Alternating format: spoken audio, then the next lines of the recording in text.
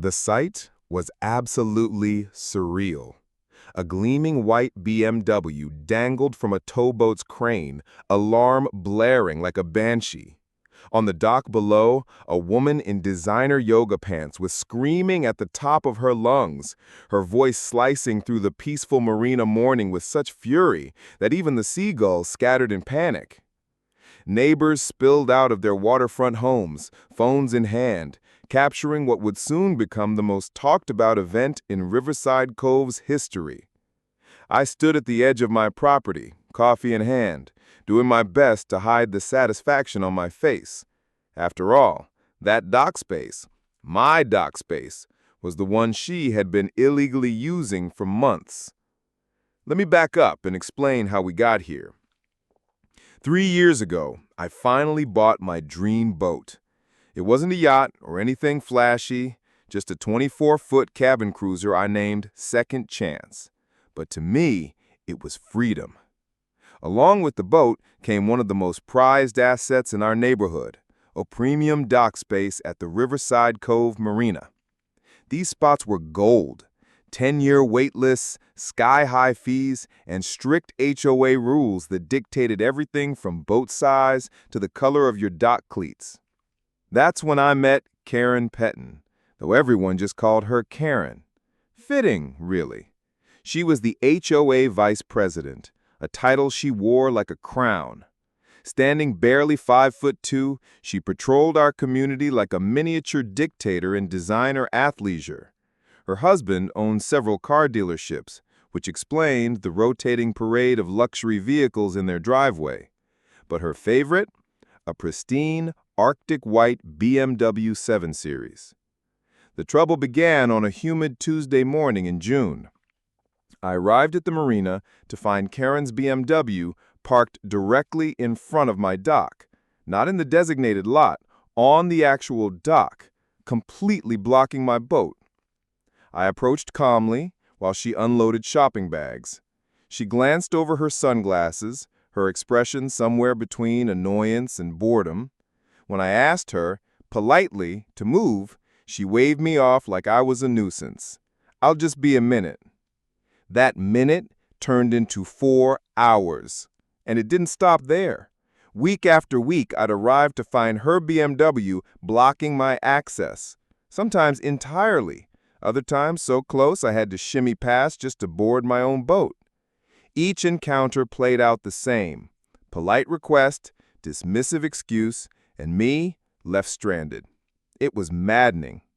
I filed formal complaints with the HOA board, but, surprise, surprise, Karen's close friend Nancy Sullivan was the board president. My concerns were dismissed in minutes. "Board members have certain parking privileges," Nancy claimed, brushing off my complaint. It became painfully clear. Rules were optional for those in power. So, I got smart. I started documenting everything: timestamp photos, logs, and even installed a discreet security camera on my boat. My wife said I was becoming obsessed. Maybe I was. But this wasn't just about a parking spot anymore.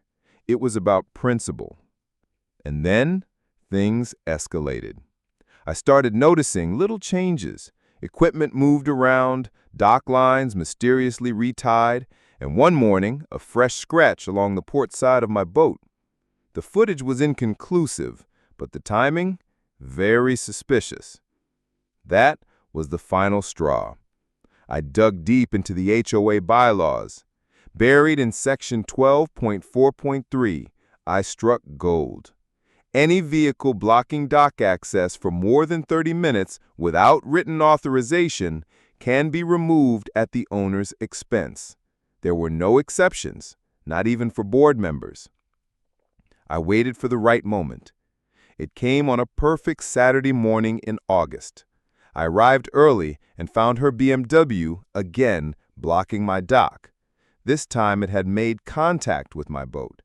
The footage was clear, no more doubt. I contacted Coastal Towing, the company contracted for marina violations.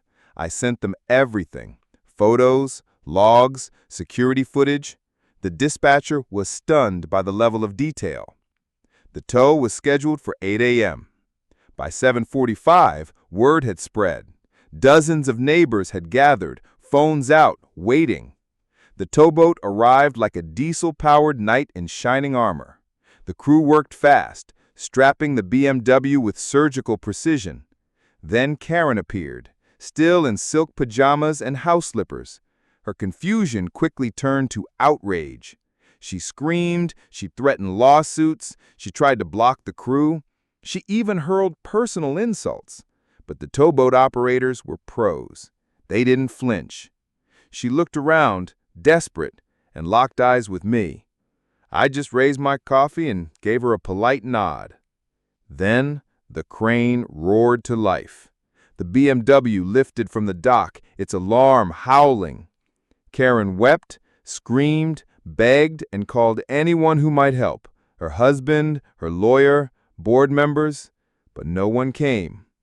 The car was loaded, and the captain handed her a card, $2,000 in towing fees and impound costs. But the fallout was just beginning.